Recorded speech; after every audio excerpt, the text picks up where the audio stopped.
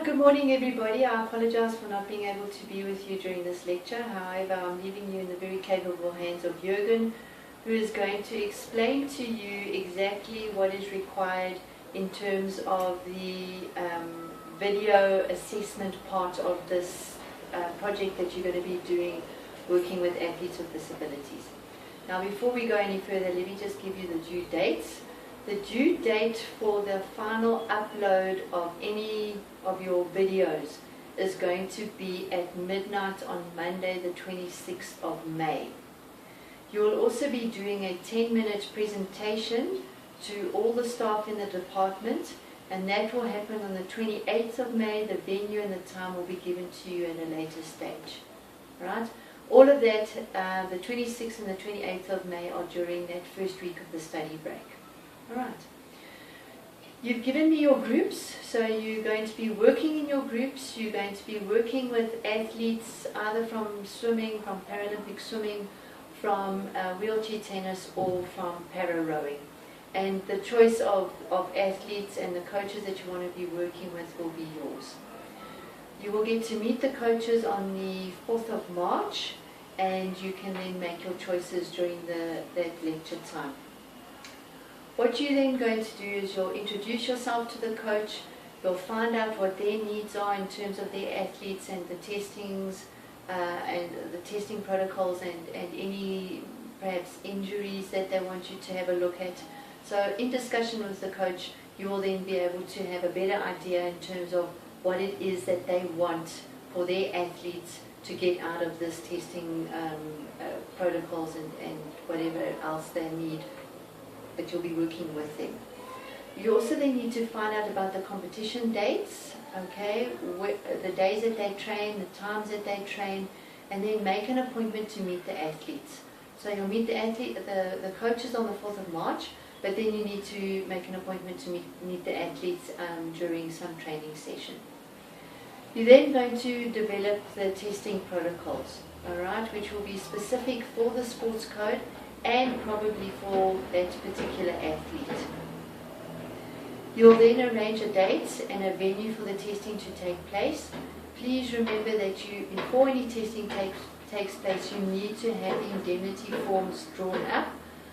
Those can be gotten from the actual department, but you will also need to make sure that on those indemnity forms you have a clause in there that the athletes and the coaches agree to you for you to video these sessions. So you'll video the testing sessions, and you're also going to be videoing some of the training sessions. Those that are going to be working with the children, with the swimmers in particular, they need to have an extra indemnity where the school gives you the okay to work with the athletes, to video the athletes, and also you get parental consent. So please make sure that you cover yourselves for everything in terms of the video. Right, so from the results of the pre-test, you're going to develop an intervention program. It might be more sports science based, or it could be more biokinetics based, depending if there are any injuries or niggles that any of the athletes have.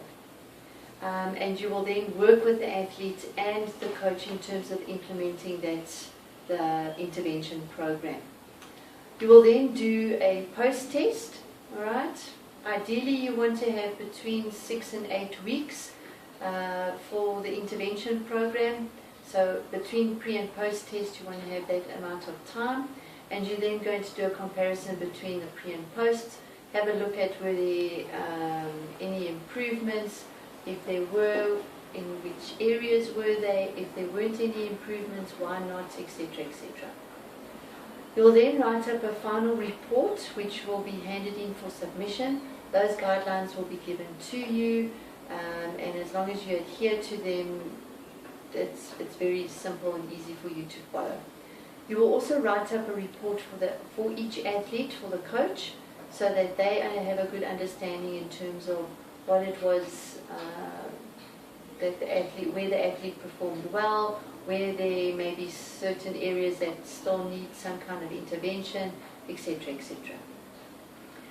And then your presentation, which will happen on the 28th of May, It will be 10 minutes maximum. You can include some snippets from the videos that you've already submitted. You can put it into PowerPoint. I'm not being prescriptive in terms of that.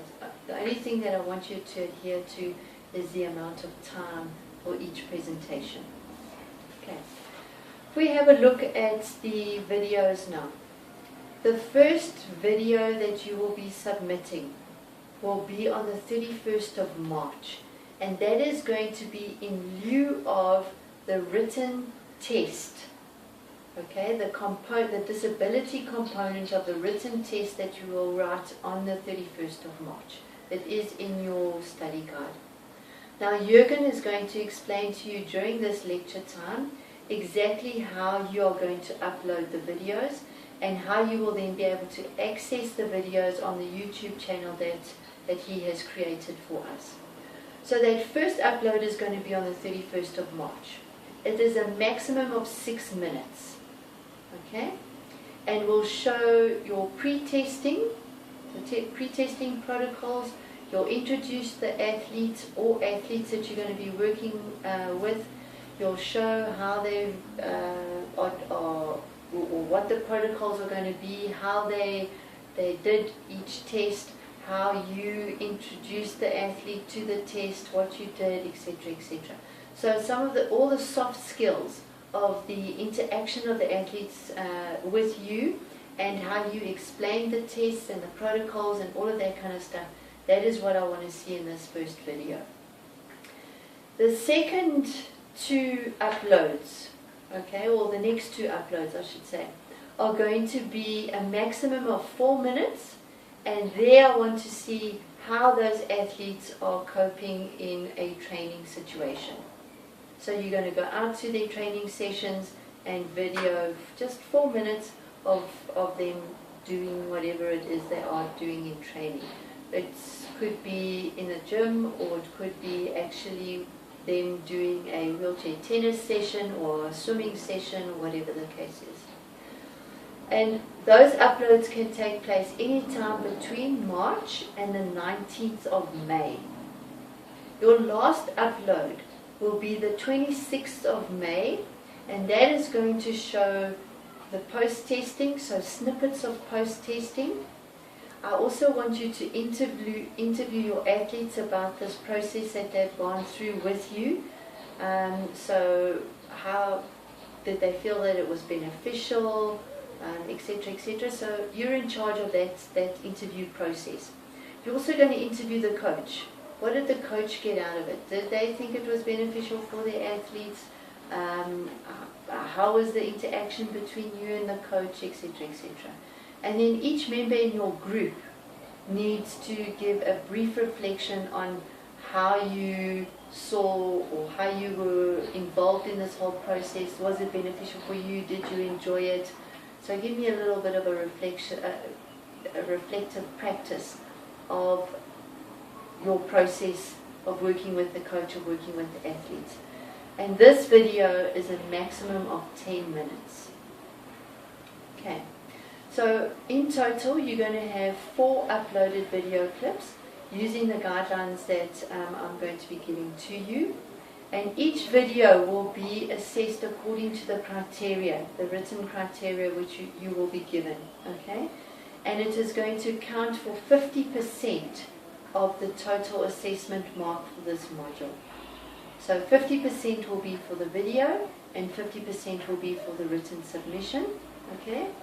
And then on top of that, your presentation is going to count an extra 50%. So in total, it will be 150 marks. We want to put it into a mark perspective, and then it will be reduced down with equal weighting for a total mark out of, or a total percentage for this component. So again, I want you to go out, I want you to have fun, I want you to enjoy the opportunity to work with the coaches, and learn as much as you possibly can from working with athletes with disabilities.